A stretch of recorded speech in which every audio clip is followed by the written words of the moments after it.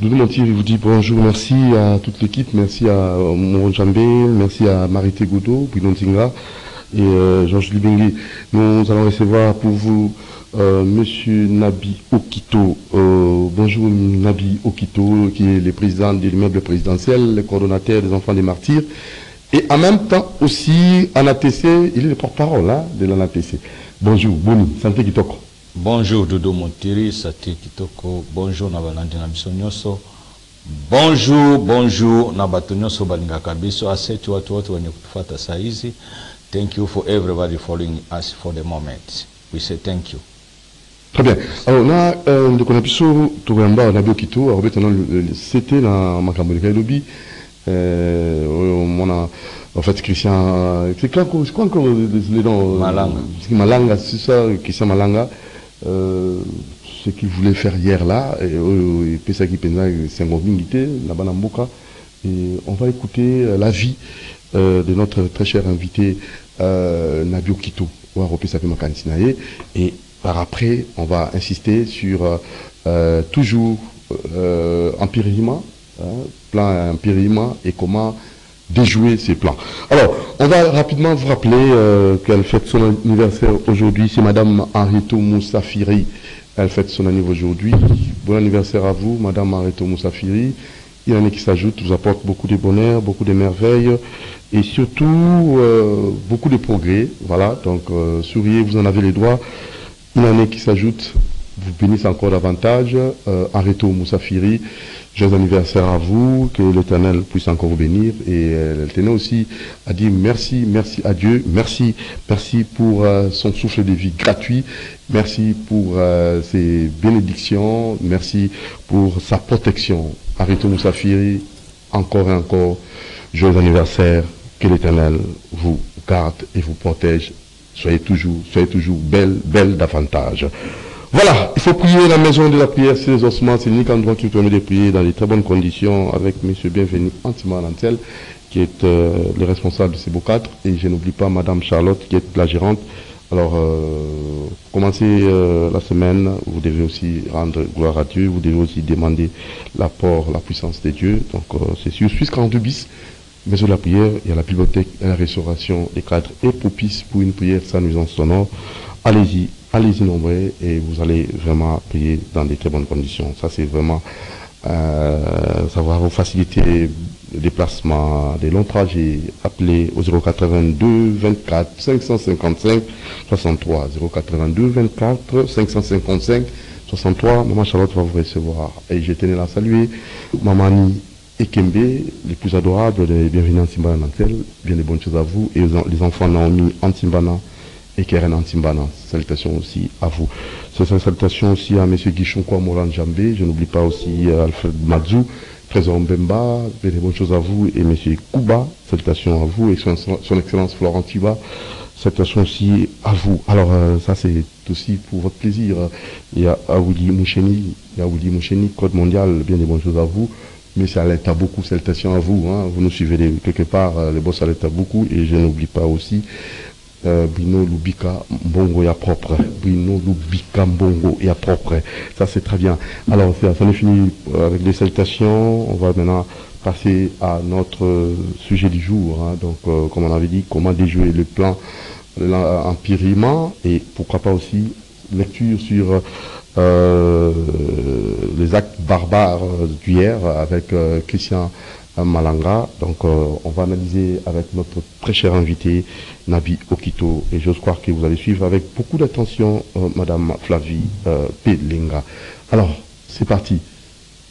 Où est l'Ekilobi? Invité Nabi Okito, quelle est votre réaction?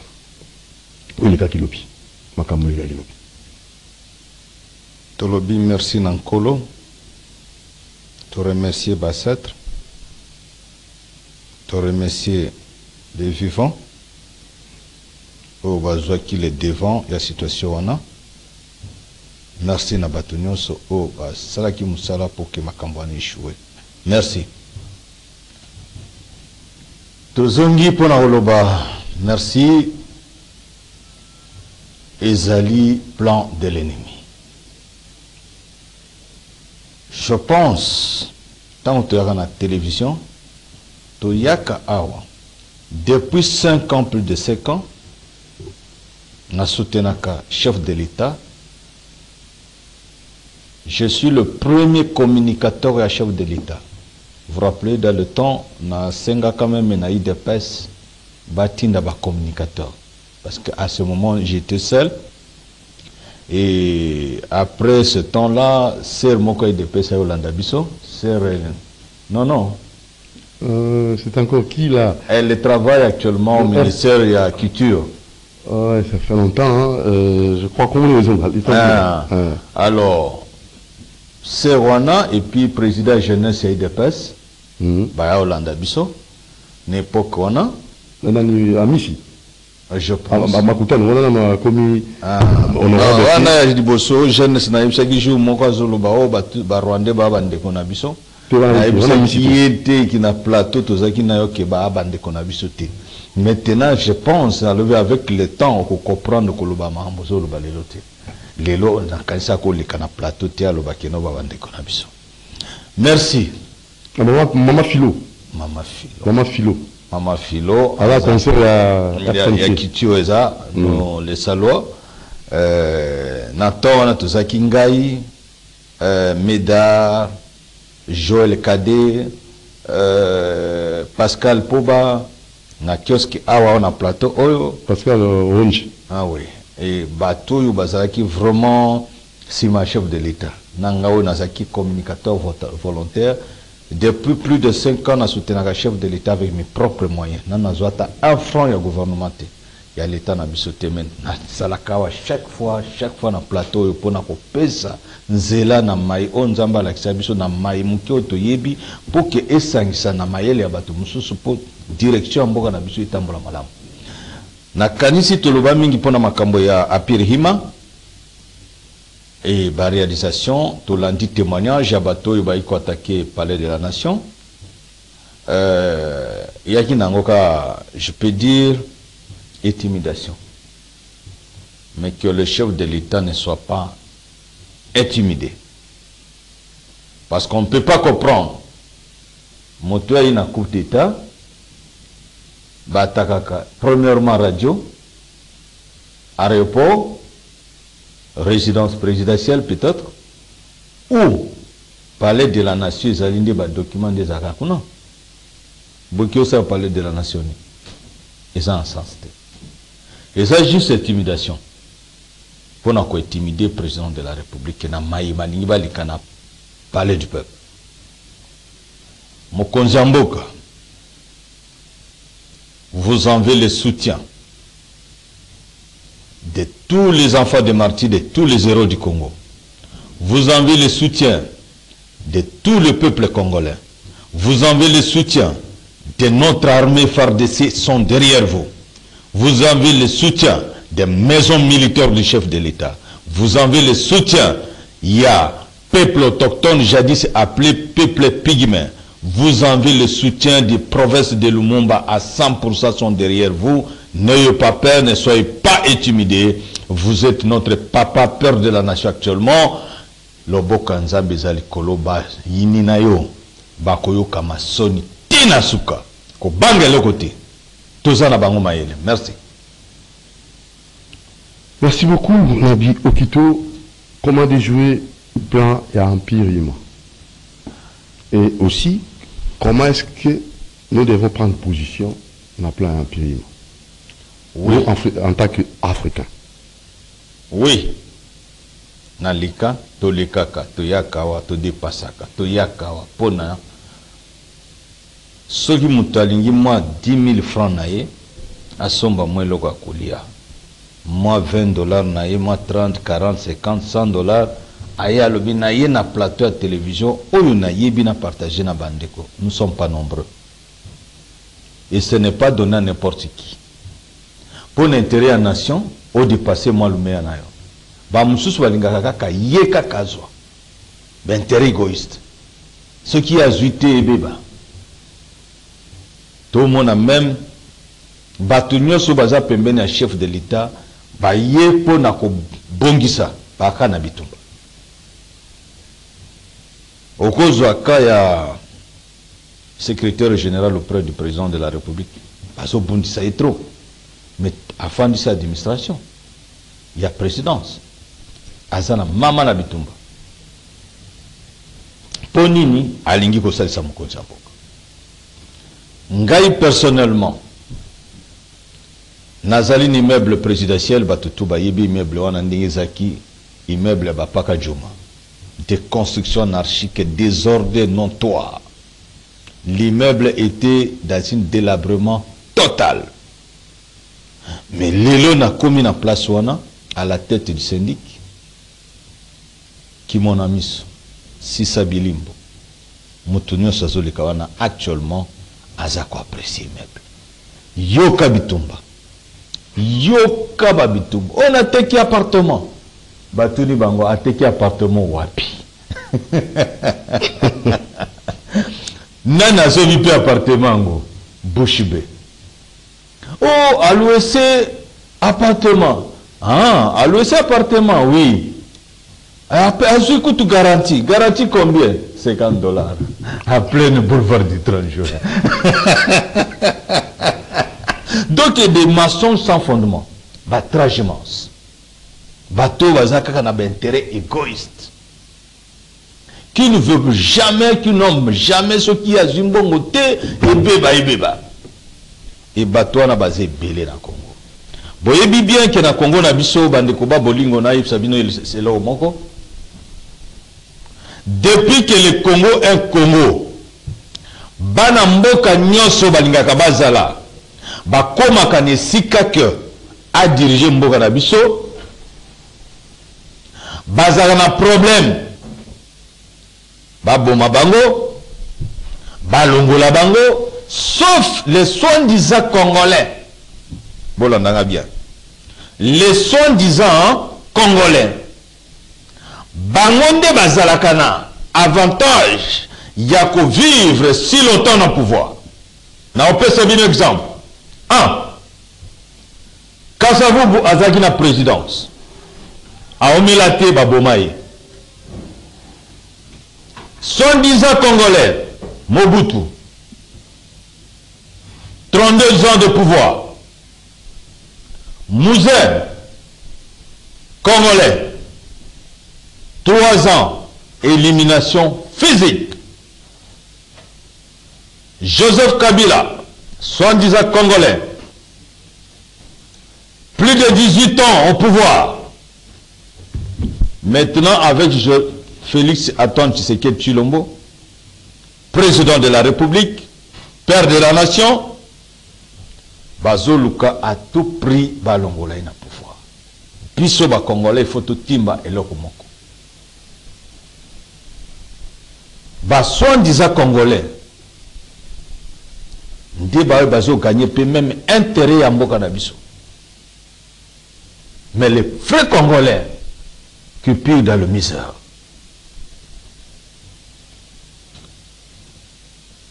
Je dirais même au peuple katangais la même chose. Les vrais Katangais souffrent. Menacé à Mabélé na Bango, il y a tout. Mais soi-disant des Katangais, oh, Belge, qui ont implanté na Katanga, de gauche à droite, voire même que soit battu depuis l'Afrique du Sud, Congo-Brazza, partout. Car les autochtones n'ont pas droit de profiter sur la richesse katangaise. Likambo ezaka likambo ya bakasa ete bandiko nanga bakatange. Ezaka likambo ya Belge. Conflit oyo uti na Belge. Les Belges n'ont jamais mis le Congo, mais ils aiment seulement les richesses du Congo. Il faut voter na mitu na bino biso nyos. Alors maintenant, Nabino Bakatange, depuis la mort de Papa Kyung, wakumanza leadership est en Katanga. Nous avons besoin de soit un vrai Katangais, du père et du mère. Abima, nous avons besoin d'un vrai Congolais ou un biso à Katanga. Leader ou abandopé ça un mot à Katanga. Toza a besoin, il y a des jeunes Kivoussiens, Nord-Sud Kivu, des jeunes, je dis bien les jeunes, qui parlent ici, c'est le fils du général Ngannou Kisase. Oh, il a coupé la bino na Nord et Sud Kivu. Pour l'intérêt national. A boya kama kambo ya infiltré. Tango babandi bituma bazui gomo vira Bukavu Kiliba, a lobi ayoki eskanyo so baolo baba oboma ba congolais a kekuna yebi non, nous ne sommes pas venus tuer les congolais. Tiba zwa boule ya kobomaye. Le premier à percevoir des balles, c'était le général Ngannou Kisase. Véritable héros national. Jusqu'à nos jours, nous la famille, ni corps, ni deuil, ni enterrement d'Ngannou Kisase n'a pas encore eu lieu. Toujours le commanditaire qui a tué Ngannou Kisase, c'est Kagame. Paul Kagame. Et le seul Congolais à gifler Paul Kagame, c'est général Ngannou Kisase à Koya au-delà de 3 mètres. C'était comment? Relate-nous un peu l'histoire. C'était comment? Mbata ou Yandeni? Mbata sur le problème, yé a Boyaki comment yé a aidé Kibango, a aidé Museveni, a aidé Rugema, au Baluba, Kombo na ikuna na Rwanda te. Oye Kagame Abomaye, leader ya Kagame. Rugema Babomaye. Ngando alobi, j'ai aidé Museveni à prendre le pouvoir. J'ai aidé Rugema et vous, toi, Kagame, montrez-moi dans votre territoire, dans votre pays, combien déjà que moi j'ai tué dans ton pays. Mais pourquoi la première attaque chez moi, vous, Batuna, Bomelinga, Basodana, Bomelinga, Batuna, 4 villes. Alors, Basala qui nous toi? Rwandais, Oyo, Bayaki, Koede, Ngannou Kisase, la première attaque, militaire rwandais. Parce que Boyo Kanizaki, Bazaki 3, Ngannou Kisase, Rugema, Museveni. Tout ça, ça moko na moko a récupéré Mbokanaï. Ça, c'est Museveni le premier à eu pouvoir. Museveni a fait Masolo a aidé ce que Rugema a eu pouvoir na Rwanda. Rugema a daé avant a eu pouvoir. A joué na Kagame a eu pouvoir. Alors, yé a tout ni Kagame. Ngana bamboka na bino na boma batute. Mais pourquoi Rosso Bomabato Namboka Nangai? Il voulait insister. Yango Yebi, le tété la bazaka, 2 fois T, 1 fois suffit. Le Kolazaki Ngambe Mobali géant. Pembe Mobali Kitoko. Atali Kagame. Amitali, Atali Kagame. De a papola yembata. Tuna bato nyoso bazai pembe Nangam Christos. Namboka Nyo. Nagoma. Nagoma. Akoya n'a plus de 2 mètres, 3 mètres au-delà. Mon pépé. Mbata ya pamba Akoya kuna 3 mètres. Tango la mouki regarde, Oya Talaki Ngannou Kisase. Les gens qui étaient à côté de lui ont vu que la mort de Ngannou Kisase est invisible, impossible. Et à ce temps-là, complot ya Koboma Ngannou Kisase est Komaki. Et c'est le premier à percevoir le bal pour n'aller Kambo ya Koloba. Tokoko continuer na ba Rwandais to continuer na ba Congolais. Discussion entre Laurent Désiré Kabila Tango Aouti Tanzanie après 3 semaines à prise de Goma, Bukavu, Uvira, Kiliba. Laurent Désiré n'était pas avec nous au début. Moi je suis le témoin vivant et je suis le seul membre de la famille biologique de Ngannou Kisase qui était avec Ngannou Kisase au Maki. Batou bayebi, bayebi. Nazaki basé na Bujumbura si 8e avenue et si katobanda oregité ba combattant ba kende en Ouganda na formation. Et c'est depuis 1978 que Ngannou Kisase commençait à se préparer pour l'attaque pour mettre fin à la dictature à Mobutu. État que cousin propre de Lumumba, à lui que c'est Mobutu qui avait arrêté Lumumba, Yango Bakendo Bomaye, il faut na bingana Mobutu na pouvoir. C'est Lumumbiste, cousin propre à Lumumba. Et Lumumba Batubatunanga na monande kumoko na TV à lobby, quel est le village d'origine de Lumumba? Papa, naïb sao le loso yebakate, village d'origine à Lumumba Isaka, Tchekovele. on a loi ezali esika ki kobotama. So yebakate, je vous l'ai dit aujourd'hui. Otuna kombo ya Lumumba ezala batetela il y a plein. Lumumba ça veut dire fourmi rouge. Oyo ezala na banzete fruitière. Na banzete ya ba fruit oyo boyebi ba fourmi wana ya rouge oyo ezala na banzete ya manga oyo ya malala. Esika wana ba fourmi wana yango babenga na kitetela momba au pluriel. Au pluriel, je dis bien, babenga yango momba. Mais ce qui est moko babenga yango lomomba. Lomomba. Si que tu as deux prononciations sur les batetela. Ceux qui étudient à Tchumbi chez les catholiques dit lomomba. Mais ceux qui étudient à Mbonyama chez les protestants de l'église méthodiste unie et parle de Lumumba et la place de O-I-M-U. Et c'est pourquoi ça s'écrit Lumumba. Et Lumumba, à provenance de sa famille, et même le nom des fruits, les fourmis qu'on l'a donné, c'est Lumumba. Alors, ceux qui respectent mieux l'accent était là, c'était les gens de Tchumbe. Et je vis même Lumumba étudier à Tchumbe. Non. Même l'accent, il y a Lumumba à Tchumbe. Lumumba Tangeli na Wembonyama. A quelque aussi, ça seulement, cinquième des postes primaires na Tchumbe. Il faut qu'on dise les gens l'histoire vraie. Et c'est dans cette même classe, nde aye kufanda kiti moko ba moko na papa nangai cousin na Raphaël Okutajamba qui était le chef d'état-major général de la revendication à maire de Lumumba dans les grands, dans les Sankourou et territoire de Katakombe, le Kombédé, tout le monde le connaît.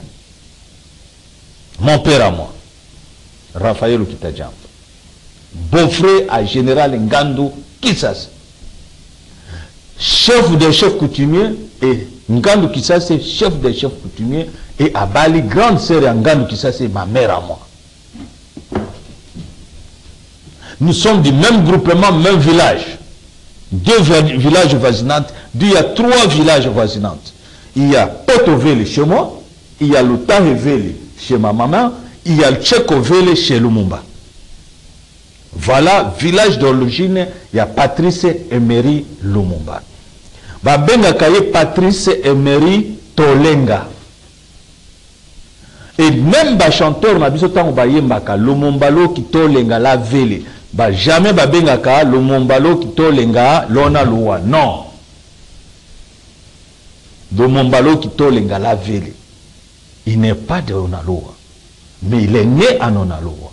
Grandi à Onaloa et à Bali Pedro. Bakutani Musée, Laurent Désiré Kabila, Ngando Kisase, Ikamuni Nkoya Kiwana, Nakagame. Tant Bakutani, d'abord, Azaki n'a rien. Vraiment, bref, pour le moment, tu souviens un pirimate. Place Wana, et sa place Oyo, Lumière fait Kota. Laurent Désiré Azaki na Tanzanie. Je vous ai dit ici bien, en 1977-78, Ngandu Kisase était déjà dans les terrains de Rwanda, Burundi et l'Ouganda. Loin là de Laurent Désiré Kabila. Loin. Il faut qu'on se dise la vérité. Rapidement. Et puis, tant que la guerre éclatait, la révolution de 17 mai, c'était le maquis de Rwenzori. Parce que Batoba Kofondakawa, c'était l'AFDEL. Non. Quand on a attaqué, il n'y avait pas l'AFDEL. C'était le maquis de Rwenzori, de général Ngandu Kisase, qui s'appelait CNRD. Yangonde et Atakaka, 4 villes le même jour, et récupéré 4 villes le même jour. Et c'est lui qui était le géniteur. Il y a préparatif, j'ai dit bien, depuis 1977. Pour comprendre ce qu'il y a Musika Oyo, Laurent Désiré Azaki. Tous ces 4 villes, Ndebaï Kolokaye, Baïnaye. Film Ezali, jour à Komana Goma, Bakéweb Sangano qui s'est sa fana dans salon, alobi, maintenant, Laurent commis. Ah, Laurent Désiré Kabila. Ah oui, oui, oui. Alors, le temps que tellement bazaki ba camarades, ba ami intime depuis Kisangani, au bazaki ba jeunesse ya MNC Lumumba, d'où Laurent Désiré était président de la MNC Lumumba dans toute province orientale. D'où Ngandu qui ça se faisait membre ya bureau ya Laurent Désiré Kabila et jeunesse. Alors baza ba ami intime. Tango yoki que non Laurent Désiré a commis. Il n'a pas pu supporter qu'on fasse un salon protocole et que ça y est. Non. A Télémi, a Bimiti Libanda na balcon, a Monier, Laurent Désiré Kabila. Là, c'est Laurent Désiré qui répond. Mouzengandu Kisase. Vous comprenez qui on appelait Mouzé? Mouzengandu Kisase. Bayambani bakoti bilili ezali un jour nzamba osungaka bilili eza na France eza na Belgique eza na Allemagne na famille tokolakisa bino bilili wana un jour au moment opportun. Alors après la discussion ya kobomela biso bato na ba ville oyo tozwaki liboso nde conflit bandi Paul Kagame na Ngandu Kisase. Et il koma kanda que non obomelinga batunde a gifla mbata wana parce que bato baya baza ozela bayeba pourquoi baba mbata c'est cause ya bato bakufa ki na Goma Bukavu Uvira Kiliba le même jour ayekota na Tongo Boya habité. Je n'ai pas fait ça chez vous, pourquoi ça chez moi? Alors les Rwandais rentrent. Donc Abirima était un agenda caché que même Ngandu Kisase ne savait pas, ni Laurent. Oui, pour l'occupation. Pour l'occupation. Et c'était déjà en quelle année? C'était en 1997. Tant que tu en 1967. Vers la fin de tout, il a gagné guerre. Ok? On a passé à Bomingandu Kisase. Dès Laurent Désiré Kabila comme na Kisasa, à l'objet, je ne peux pas travailler na bureau na yemoko. Je ne peux pas travailler sans que la famille de général Ngandu Kisase soit ici. Parce que ma kambo toloba ngo mingité pour tozaki na Congo te pour toza famille ya Patrice Emery Lumumba Tolenga, originaire du village Tchekovele. Alors, bisotan babomi Lumumba tozaki mingi na Congo te.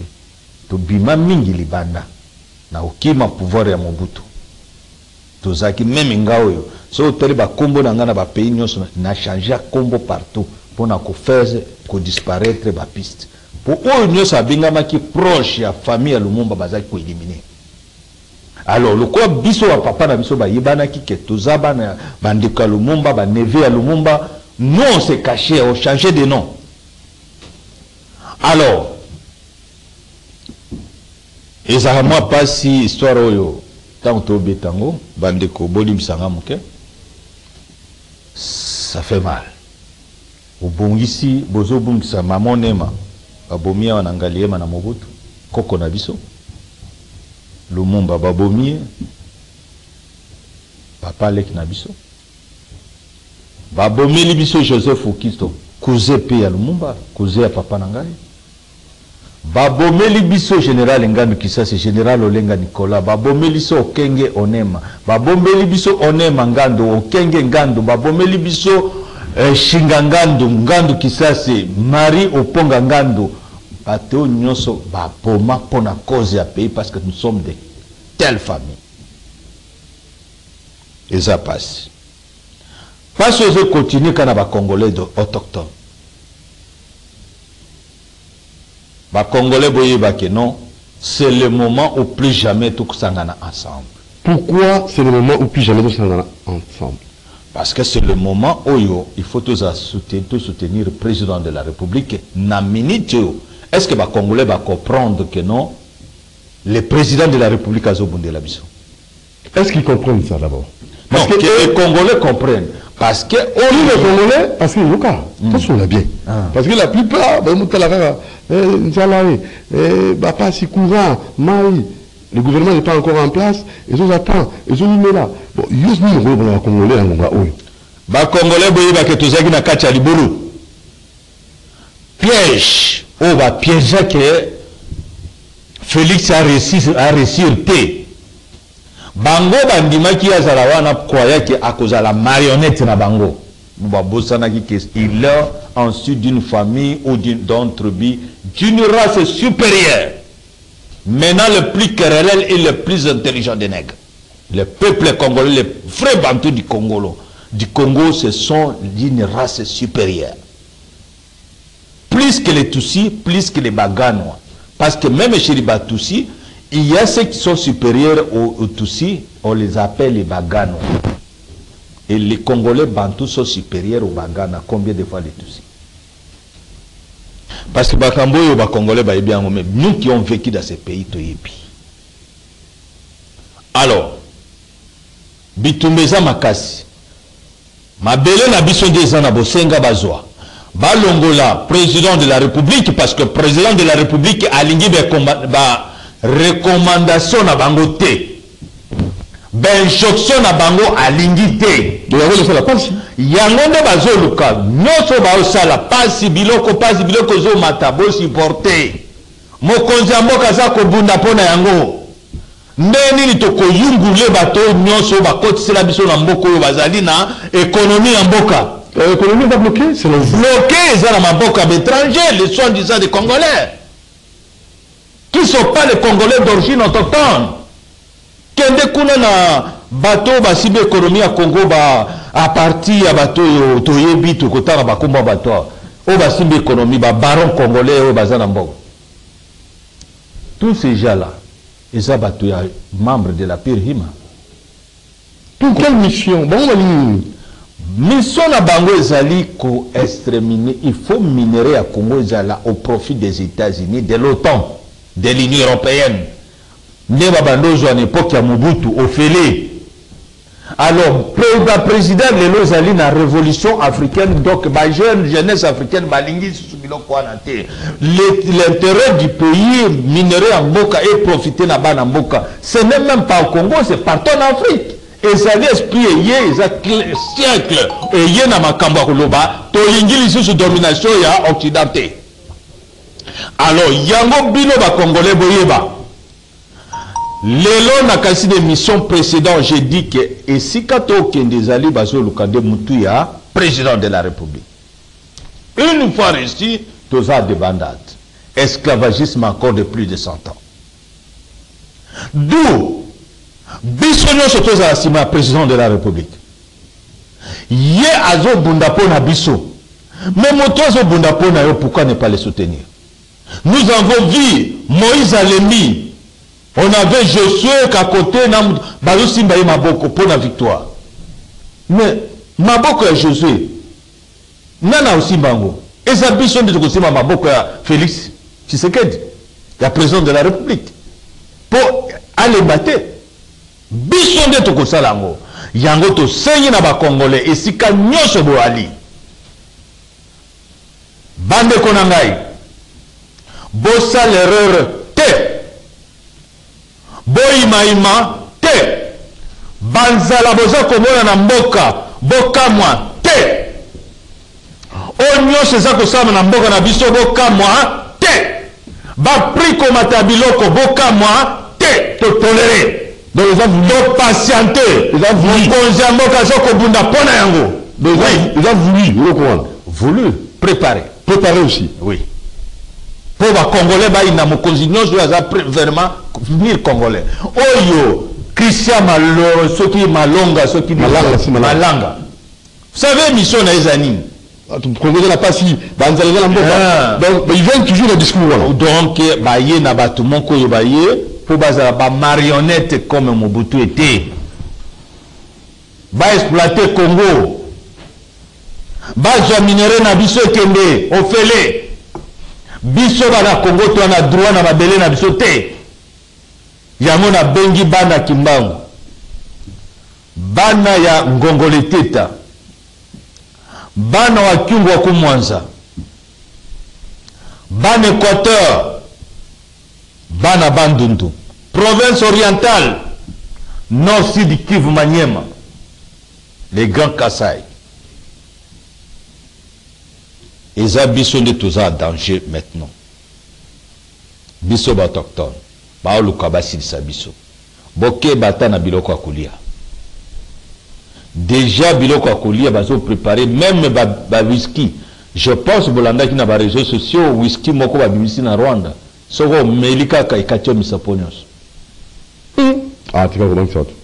Ça ko bangisa te. Mais il faut pouvoir. Na la seke pe be whisky mo. Na otinda ça vérifier, il faut tinda na mo. Na otinda yo. Parce que des informations. Na information na réseau et boni pe batu déjà.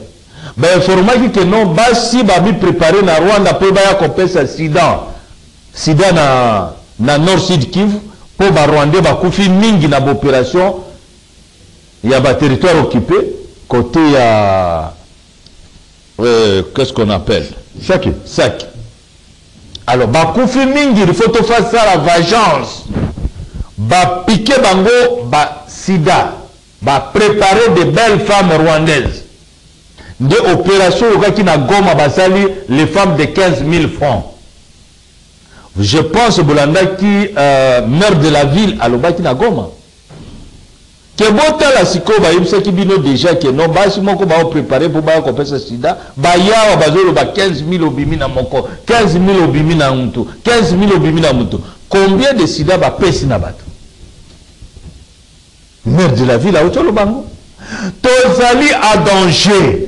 Biso tozali bana oyo toskelami na plan divin éternel toza les enfants biologiques et nzambe bafa adoptif bazali ba appelé bazali.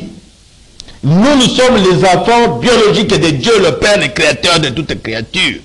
Alors vous avez 3 minutes. Alors qu'est-ce que nous devons faire pour éviter tout ça? Bon, et là on ça là pour éviter tout ça. Premièrement, na osenga na mokonzi ya mboka facteur nyonso na kati ya mboka totia mayele na kati ya tous les facteurs eloko ya konégliger ça te.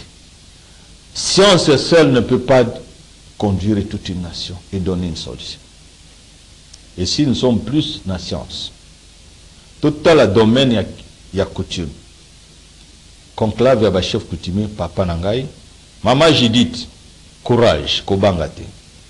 Ba résidence na yo visité to yebi eza ba plan ezali intimidation ko banga tamukete la kisa bango ke mwasi pe atonga mboka pour tous les ministres dans les cas depuis 1960 jusqu'à présent faille foi et logoti yo prouver que ozali mwasi ko tonga mboka longola verbe wana na minoka mibale. Premièrement longo tia mayele na conclave ya ba chef coutumier yomoko na mutu landela esa le mamalam à bonne uniforme avec moi l'initiateur de ce conclave. Tozani nongo si la tani conclave ya ba chef coutumier, qu'est-ce que nous allons gagner? Gagner trozo na temps oyo. Na temps oyo même à temps oyo za koya na oyo koyaka. Même la profit internet. Ah, en quoi? Soyez clair. Parce que les chefs coutumiers, ce sont des élus célestes. Baza, des élus de peuple. Ce sont des élus célestes. Les vieux chefs coutumiers. Oui. Alors, bah, chef coutumier, na mukuse, tolobi conclave, bah, chef coutumier, na kati wana ba matière, ils allaient toko traiter na kati ya conclave, ba résolution toko zoakuna, yango toko soumettre na Assemblée nationale, ba voter ba loi, de façon que, oh, marié le toko samisa na kati ya kuna, parce que ceux qui ba chef coutumier, ba fandi, gouvernement efandi, pouvoir à place efandi. Mais ceux qui bango ba yebi ke base ya makambo nyonso ezali ba chef coutumier. Yango ba ya na mission ya pire hima ko déstabiliser ba chef coutumier. Baza ko boma bango pona ko intimider, ko kata bango ndambo liboso ya ba population na yo. Ba mususu ba olongola ye bilamba makambo nyonso. Chef coutumier besoin de pouvoir. Alors, maintenant, ezapo na nini baza kolinga ke tango M23 za ko avancer pour ba chef coutumier ba kozalo bango batie. OK. Pour pas avancer rapidement vers Kinshasa. C'est ça l'objectif. Il faut qu'on tire la vache. Alors ba chef coutumier ben poster Obo mona kabaza même pas na ba village. Na Congo ba mususu to kenala bango na Congo central awa. Awa aze para bango te. Chef kuna wangani to yebi awa te. Chef to ke yo so mona moto moko azana ba akomna ba village portatif. Azaki awa elongo wana te na za moto ndi ya kote. To ke kuna chef ya kuna benge kutu chef chauve souris. Abina habité soka ndeke soka nyam. Donc commissionnaire. Chef coutumier commissionnaire. Alors ce sont les travailleurs, les communicateurs, les fonctionnaires et à pire Hima. Se comprendre. Donc il faut déstabiliser. Il faut ordre contre la. Il faut ordre. Yango Chaina Lubaki Mwana général Ngandu qui ça c'est neveu propre à Patrice Emery Lumumba. Na sengi que conclave ya ba chef coutumier pour na za ba chef coutumier na ye ko découvrir makambo eza kuna eza belé na façon moka olobela te. Yango tolobi conclave ya ba chef coutumier. Okuna nde to bimisa ba secret to diagnostiquer nyonso ezali problème ya ba chef coutumier na mukuse to kozwa solution à Congo. Deuxième point, Mama Judith, na pouvoir nayo, maison civile, il y a chef de l'État. To sengi pe lisusu, les 30 juin bana ba martyr ou ba benga mimba na martyr à Congo nyos. Le groupe de Lumumba et ses alliés, le groupe de Bakwanga, le groupe de Kimba Evariste, Dengandu Kisase, na ba camp individuel ototangi ba sendwe ba nini ba général Baoma colonel Mamadou Ndala Thérèse Kapangala ainsi que Roger Mukendi, tous ces gens bazala lelo na 30 juin oyo même à ta cérémonie kozalate mais babmona bango ba fandi esika moko na chef de l'État ezali symbole et unité nationale parmi les choses oyo tozo négligé mais yango ndekutu base ya kosimbisa mboka. Troisième problème. Point 3, la réparation. Na réparation wana pour ma benios to sala na kati ya mboka nanto bongisa te. Et so to sala réparation wana to yebi nene service wana ekosalema cérémonie ekosalema. To garder secret wana mokoto oza mokonzi ya mboka na tiango na mikanda te ni memo na okomate jour to kozale pa na ye na oboloba na benga ba journaliste ba écrivain ba caméraman que yo faut za la témoin clair nanga alors jour wana nde boko peut-être ataba mbolo za kananga o comprendre mutunzu kazaki homme ordinaire te oh do namba kisimbi o yeba mokolo oh mais mbi kisimbi o mana ba nebele na bien o yeba comment il est mbi kisimbi ça fait plus de 10 ans, je pense. On est ensemble. Alors, moto papa Simon Kingambango Kiangani a benga na kamba. Alobi danze kuna. Yango tolobi boy. Conclave des chefs coutumiers. Cité touristique Yabana martyr pour la réparation le 30 juin. Oui, oui. Tozako senga lisusu toko répéter conclave ya ba chef coutumier. Et ministère aux affaires religieuses. Dans tous les domaines, tu peux ça ministère. Mais papa Mokeli, tu peux ça ministère. C'est important pour... Très même plus qu'important. Très bien. Plus qu'important.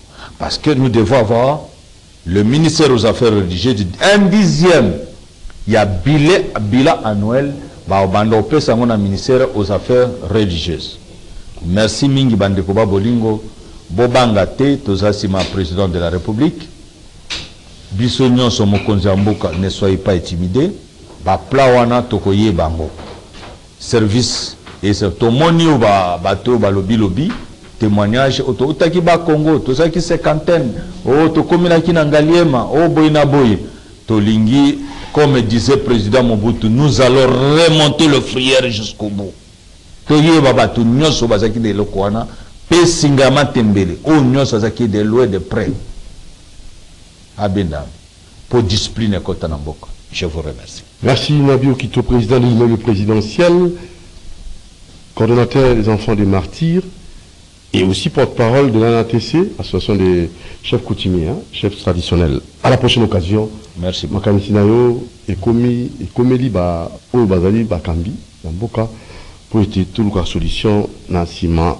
est-ce que bato bayebi eloko moko na saki émission moko na page TikTok nanga na mwana moko boya utaka chela ya muke alobaka baini banguna ya chef ya président de la république bazoluka basala emabe mwana muke auta chela tina ndako nanga toki ndako ngobo to sana émission na kutindila ngo eloko wana na saka nango bomoni akomela na chef akoma na chef ya ka church ipa naenda akomela mwana wana auta chela mwana moins de 10 ans je pense alobaki eloko wana alobi banguna ya mokonzi ya mboka bazolinga kosala ye mabe me nzambe akoyokisa bango soni ndenge bao bakangaki na stade de martyr bakokanga pe bamosusu bakoya mwana moke nasala na ye émission makambo yango ekomi te yango te merci naloba to négligeaka bainformation te merci mais le gars il parle François et voilà la boule na TikTok ça voilà ils na TikTok na ça na page na ngaso page privée hein c'est page ce n'est pas ici mais na ça on a page à TikTok moi na muke moi na mais na ba plateau à télévision zakité ça c'est votre histoire privée alors l'essentiel les a tous à bomoko to battre kolo to bundela ekolo to zalika na oyo comme mboka to zali nesika mosusu to linga mboka na biso na bosolo penza ba oyo balukaka kolia mosolo pona koteka mboka yebaki bututu ekozanda yo ba génération koya na bana na yo ba ko souffrir donc tous à la bomoko. Merci la Marité Godo, Georges Libenge, Moron Jambi, Wilon Tinga, Doudou Montiri vous dit merci, à demain, ciao.